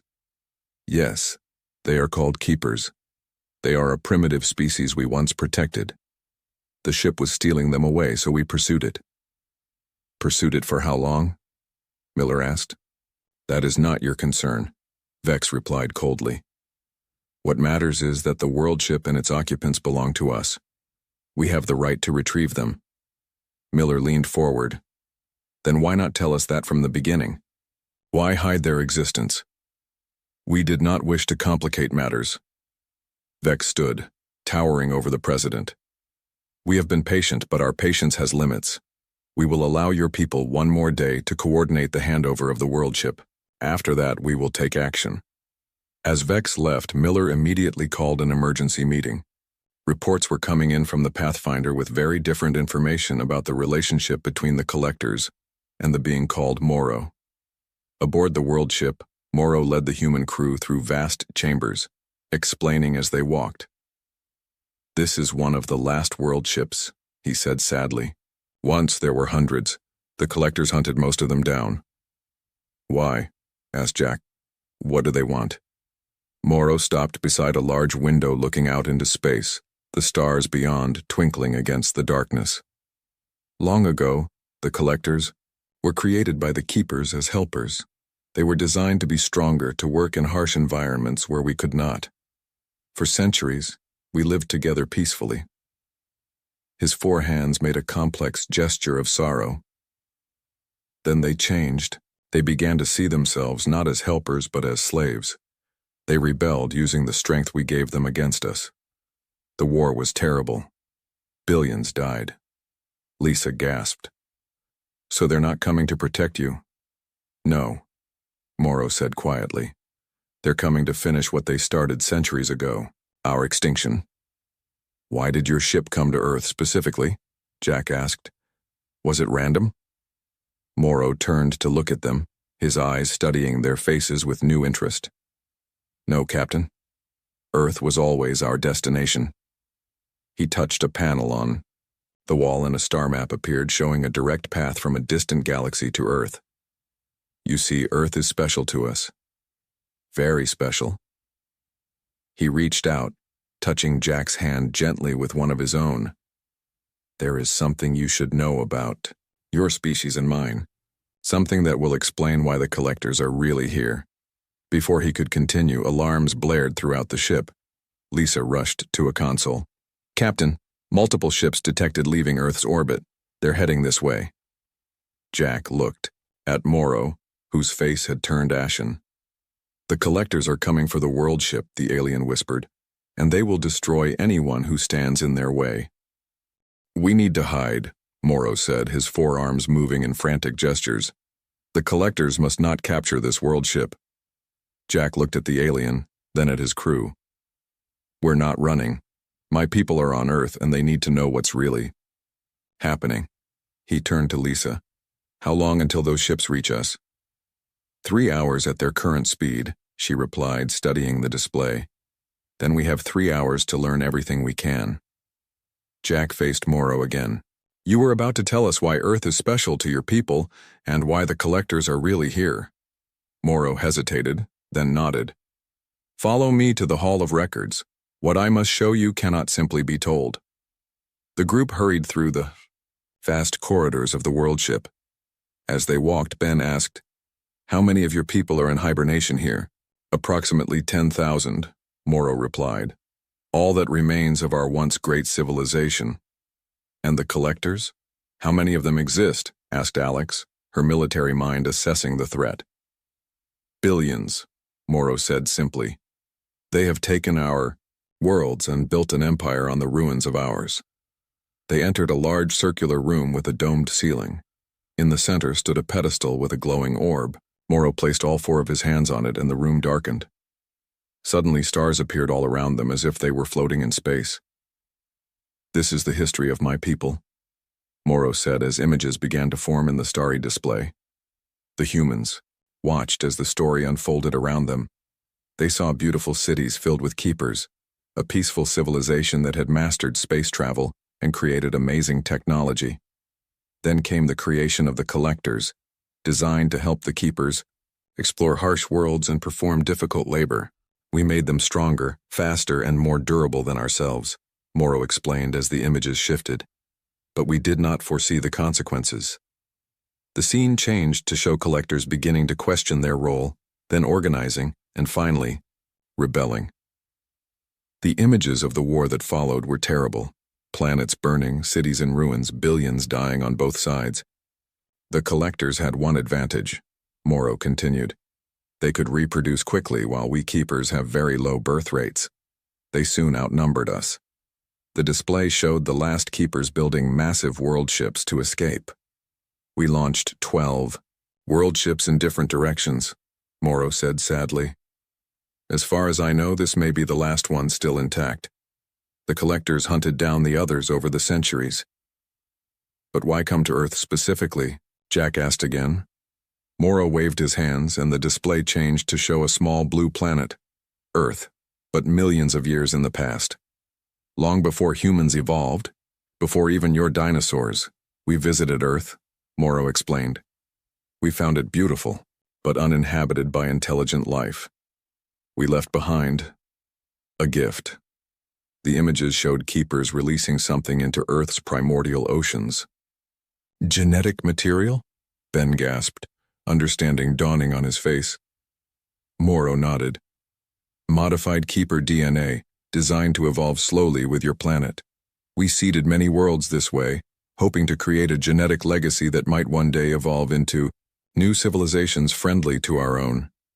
Lisa's eyes widened. "Are you saying humans evolved from keeper DNA?" "Not exactly," Morrow replied. "Your evolution was natural, but our genetic material influenced certain aspects of your development. The capacity for complex thought, tool use, language, these developed more quickly because of our contribution." Jack stared at the images of ancient Earth. "So we're related to you?" "Distant cousins, you might say," Morrow confirmed. "Different enough to be unique, but similar enough that your DNA can interact with our technology." He gestured around them. "That is why you were able to enter this ship without difficulty. It recognized you as family." Alex crossed her arms. "And the collectors know this?"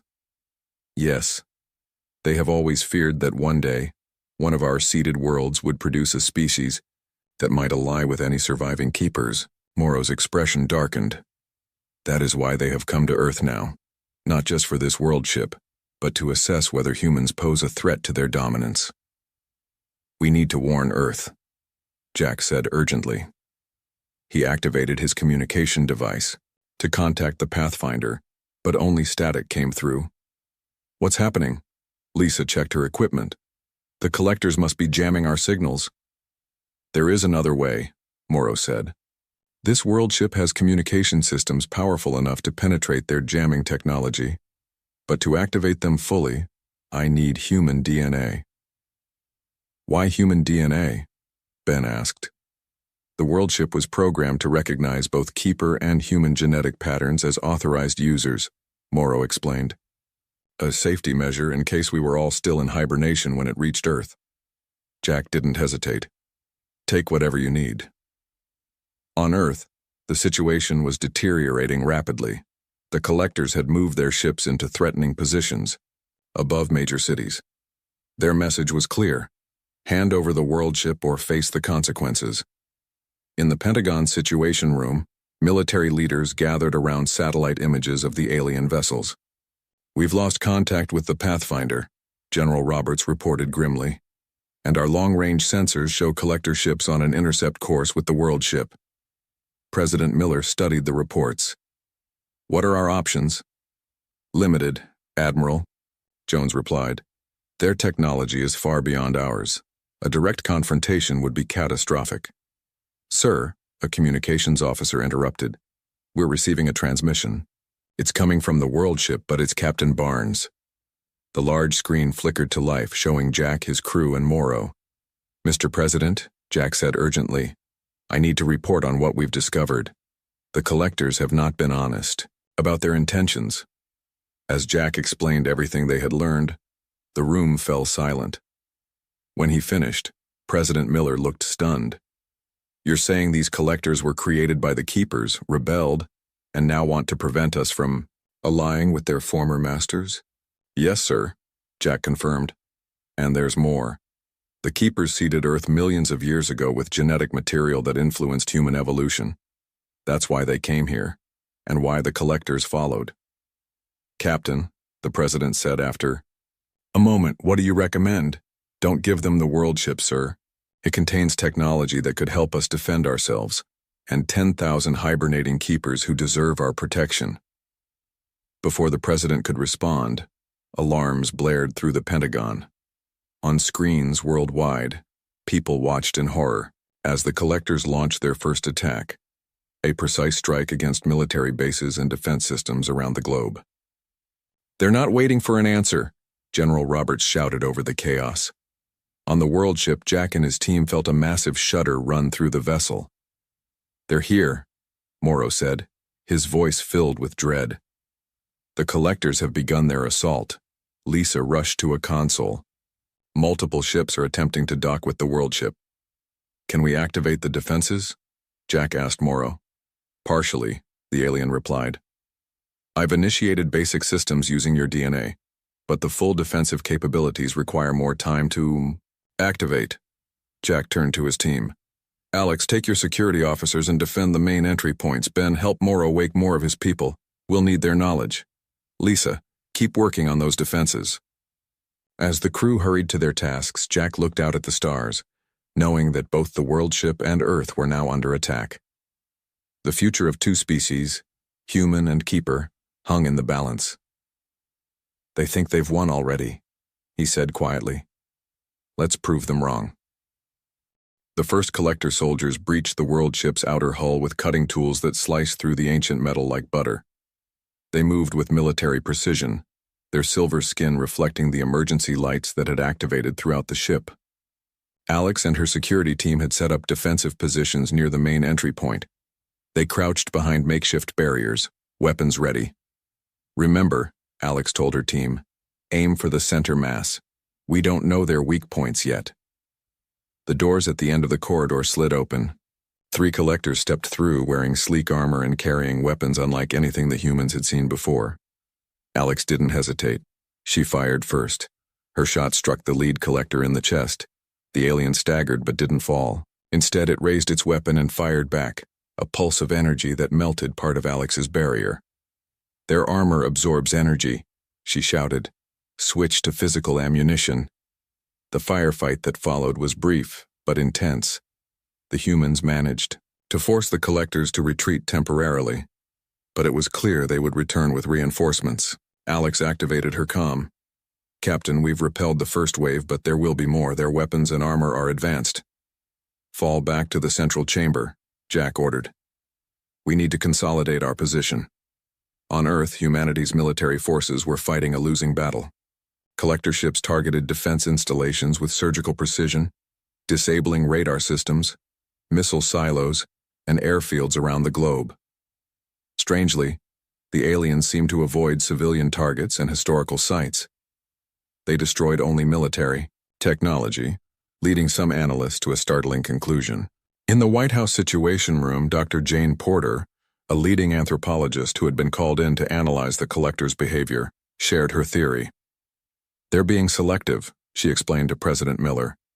"They're dismantling our military capability but leaving our cultural centers untouched. This suggests they're not here just to support their space mission." "What are you saying, Doctor?" the president asked. "I think they're planning to stay," Porter replied grimly. "They're neutralizing threats but preserving Earth itself. The question is, for what purpose?" The president's phone rang. It was a direct line from the science team analyzing collector technology. "Sir," the lead scientist reported, "we've discovered something unusual.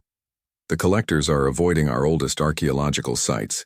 It's as if they're afraid of them." "Which sites specifically?" Porter asked, her mind racing. "The Pyramid, Stonehenge, Göbekli Tepe, sites in Peru and China. Basically, any mysterious ancient structure older than 10,000 years. Porter's eyes widened.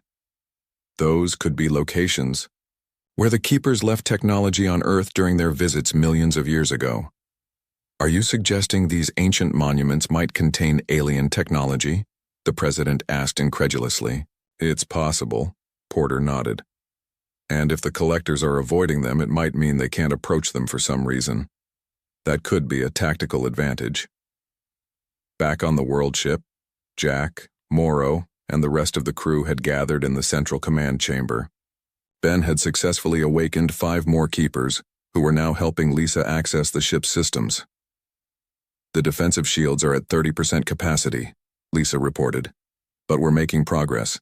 With the help of the Keepers, we might get them fully operational before the collectors break through." Morrow approached Jack with a tablet-like device. "Captain, I've found something important in the archives. The world ship was not just carrying my people to safety. It was also carrying our most advanced technology for safekeeping." "What kind of technology?" Jack asked. "Biological engineering," Morrow explained. "The very science that allowed us to create the collectors in the first place. If they obtain it, they could enhance their soldiers even further, making them virtually unstoppable warriors." "That explains their determination," Jack said. "But why attack Earth? Why not just take the world ship and leave?" One of the newly awakened Keepers, an older female named Lyra, joined the conversation. "Because of what we left on your planet long ago. The collectors know that Keeper technology might still exist on Earth, dormant, but intact." "What exactly did you leave behind?" Jack asked. "Defensive systems," Lyra replied. "Hidden in certain locations, disguised as natural formations or later built upon by your ancestors who discovered them but didn't understand their purpose." "The ancient sites," Lisa exclaimed. "The ones humans have wondered about for centuries?" Lyra nodded. "Yes, they were placed as a precaution in case the engineered life on Earth ever evolved into intelligence and needed protection." A loud explosion rocked the ship, throwing everyone off balance. "They're trying to breach the hibernation chamber," Alex shouted as she rushed in. "They want to eliminate the sleeping Keepers." Jack made a quick decision. "Lisa, keep working on the defenses. Alex, take Ben and protect the hibernation chamber. I need to get this information to Earth immediately." Dr. Reed had made a breakthrough. Using a combination of human DNA and Keeper technology, she had managed to activate more of the world ship's systems. As she worked, she noticed something strange in the ship's genetic database. "This can't be right," she muttered, running the analysis again. The results remained the same. She called Jack over immediately. "Captain, I've analyzed our DNA against the Keeper genetic records," she said, her voice trembling with excitement. "The match is far closer than Morrow suggested. We're not just influenced by their genetic seeding. Humans are direct descendants of the Keepers, modified to survive Earth's conditions." "What are you saying?" "I'm saying we're not just distant cousins. We're the next evolution of Keepers adapted for Earth. That's why the world ship was coming here. It wasn't just seeking allies. It was coming home to its children." Jack stared at the genetic comparisons on the screen. "Does this mean we can fully activate the world ship's systems?" "Yes," Lisa confirmed. "With the right genetic key, a combination of human DNA patterns, we can access everything. The ship recognizes us as authorized users because, in a very real sense, We're family. As this revelation sank in, the ship's communication system suddenly activated. President Miller appeared on the main screen. Captain Barnes, we've discovered something. The collectors are avoiding our ancient monuments. Dr. Porter believes they might contain alien technology. She's right, sir, Jack replied. We've just learned that those sites contain defensive systems left by the Keepers millions of years ago. And there's more. Humans aren't just influenced by Keeper genetics. According to Dr. Reed's analysis, we're their direct descendants, evolved for Earth conditions. The president looked stunned. Can these defensive systems be activated? If the Keeper's information is correct, yes, but we'd need the right activation codes, which might be stored here on the world ship. Morrow stepped forward. The codes are indeed here, in our central database. I can transmit them to Earth, but only if we can secure our position long enough. Another explosion shook the ship violently. Sir, Jack said urgently, we're under heavy attack. The collectors know what we've discovered and they're determined to stop us. If we can activate those ancient defenses on Earth, we might have a chance. But we need time. Hold your position, Captain, the president replied firmly. Earth's military forces are regrouping. We're sending everything we have to defend that world ship. As the communication ended, Jack turned to his crew. You heard the president. We need to hold out long enough to find those activation codes. The fate of both our species depends on it. Outside the world ship, the darkness of space was lit up by the approaching engines of collector warships, and behind them, the smaller, but determined vessels of humanity's combined space forces, coming to make their stand. The world ship trembled as another explosion rocked its ancient hull. Jack steadied himself against a console and looked at the faces of his crew, human and Keeper alike. They were tired but determined. The main database is through that corridor, Morrow said, pointing with one of his forearms. But the collectors have cut off our access. Lisa's fingers flew across the alien controls. I've managed to establish a secure connection with Earth. We can transmit the activation codes as soon as we find them. We need a diversion, Jack decided. Alex, can your team draw the collectors away from the database section? Alex nodded grimly. We'll give you 10 minutes. That's the best we can do. Jack turned to Morrow and Lisa. Then we have 10 minutes to find those codes and save both our worlds. As Alex led her team down one corridor, Jack, Lisa, and Morrow took another route, using the service tunnels that ran throughout the massive ship. Behind them, the sounds of battle echoed through the metal halls. On Earth, the situation was reaching a critical point. Commander Vex had called for reinforcements and dozens more collector ships had appeared in orbit. They continued their systematic destruction of Earth's military capabilities while avoiding civilian centers. In the ancient ruins of Göbekli Tepe in Turkey, Dr. Porter led a team of scientists and soldiers. They had been sent there based on the theory that the site contained hidden Keeper technology. According to the partial data from the world ship, there should be a control panel somewhere in these stones, Porter said, examining the massive T-shaped pillars that were over 11,000 years old. A young soldier pointed to strange markings on one of the pillars. Doctor, these symbols look similar to the ones in the photos from the world ship. Porter rushed over. You're right. She carefully placed her hand on the markings. Nothing happened. The activation is genetic, she remembered. We need the right DNA sequence and the activation codes from the world ship. Her radio crackled.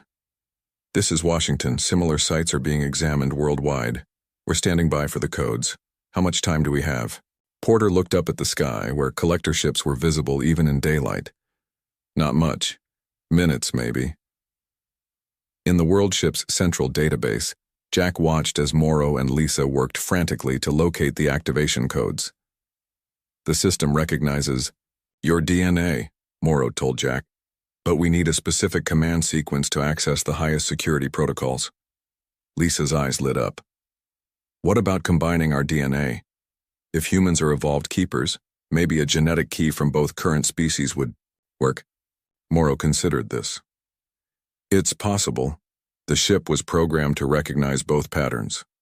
They placed their hands on the scanner together, human and keeper. The screen before them flashed, then displayed a complex series of symbols. The activation, codes, Morrow breathed, and something more. The entire ship suddenly hummed with new energy. Lights that had been dormant for centuries began to glow throughout the corridors. "What's happening?" Jack asked. "The world ship is fully awakening," Morrow explained, his voice filled with awe. "It recognizes the combined genetic signature as a completion of its mission. Earth and Keeper, parent and child, reunited after millions of years." Through the viewing port, they could see the exterior of the ship beginning to transform. Massive, panels shifted, revealing defensive arrays and communication systems that had been hidden beneath the outer hull. Lisa quickly connected to Earth's communication network. "I'm transmitting the activation codes now." Around the world, at sites that had puzzled archaeologists for generations, something extraordinary began to happen. At Göbekli Tepe, the stone pillars started to glow with an inner light. In Egypt, the pyramid's surfaces rippled as if they were liquid. At Stonehenge, the ancient stones hummed with energy. Dr. Porter watched in amazement as the ground beneath her feet shifted, revealing a control panel made of a material unlike anything on Earth. As the activation codes streamed in from the world ship, the panel came to life. "It's working," she reported excitedly. "The Keeper technology is responding." Similar reports came in from sites around the globe. The myths of ancient advanced civilizations had been based on truth. The Keepers had left their technology, disguised and dormant, waiting for their children to reclaim it. Commander Vex received the reports with growing alarm. "Impossible," he hissed, watching as Earth's ancient monuments transformed into Keeper defense systems. After all this time, he turned to his officers on the command ship. "Concentrate all firepower on the world ship. We must destroy it before they complete the activation sequence." The collector fleet redirected its attacks, all weapons targeting the world ship. But they were too late. The ship's newly revealed defensive systems were already active, creating a shield that absorbed their attacks. Jack felt the world ship shudder as it repelled the collector assault. "The shields are holding," he reported. "But we need to do more than just defend. We need to drive them back." Morrow's hands moved across the controls. "With the ship fully activated, we can do more than that. We can awaken all the sleeping Keepers. And more importantly, we can activate the defensive network on Earth." On the main screen, they watched as ancient structures around Earth transformed, revealing their true nature as parts of a planetary defense system. Energy fields spread outward, from these points connecting and strengthening each other. "It's beautiful," Lisa whispered as the network took shape. The collectors found their weapons suddenly ineffective against both Earth and the world ship. Their communications began to fail as the Keeper defense network disrupted their signals. In the White House Situation Room, President Miller received reports from military commands worldwide. "The alien technology is working," a general reported with barely contained excitement. "The collectors are losing their advantage." Earth's military forces, now coordinated with the ancient defense systems, launched a counterattack. Fighter jets equipped with hastily adapted Keeper technology engaged the collector ships in Earth's atmosphere. Commander Vex, seeing the tide turning, made one final, desperate attempt. He led his elite forces in a direct assault on the world ship, determined to capture or destroy it. His ship docked forcefully with the ancient vessel, and he led his soldiers toward the central chamber. Jack, Lisa, and Morrow were preparing to join the remaining Keepers when the doors to the command center burst open. Commander Vex stood there, his silver skin now marked with battle damage, his eyes cold with hatred. "You have ruined everything," he snarled, weapon raised. "Centuries of work undone because of you." "It's over, Vex," Jack said calmly. "Earth is protected now. The Keepers are awakening. There's nowhere left for you to go. Then I will have the satisfaction of eliminating the ones who caused our downfall," Vex replied, aiming his weapon at Morrow. Before he could fire, the ship itself seemed to respond. Panels in the walls opened, and beams of energy surrounded Vex and his soldiers, freezing them in place. "The world ship has its own defenses," Morrow explained. "It was designed to protect its occupants." Vex struggled against the energy field. This isn't the end, he warned. There are more collectors. We will return with a greater force. And we'll be waiting, Jack promised. Humanity and Keepers, together.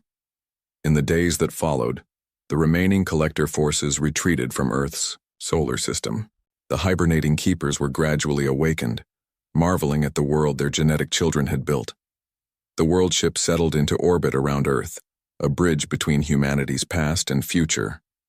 Scientists from both species began working together, combining their knowledge and technology. In a special ceremony at the United Nations, Morrow and the Keeper Elders officially recognized humanity as their descendants and allies. Long ago, we left our genetic legacy on this beautiful planet, Morrow told the assembled world leaders. We hoped that one day life would evolve that carried our essence. What we did not expect was that you would surpass us in many ways. Jack, standing beside President Miller, felt a sense of pride as he watched humans and Keepers shaking hands. In some cases, multiple hands. What happens now? President Miller asked quietly. We prepare, Jack replied. Vex was right about one thing.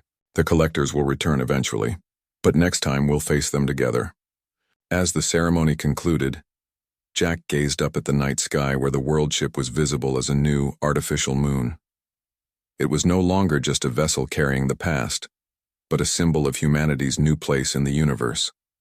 Earth was no longer alone. And for the first time in centuries, neither were the Keepers. Two branches of the same family tree, reunited at last, ready to face whatever came next among the stars.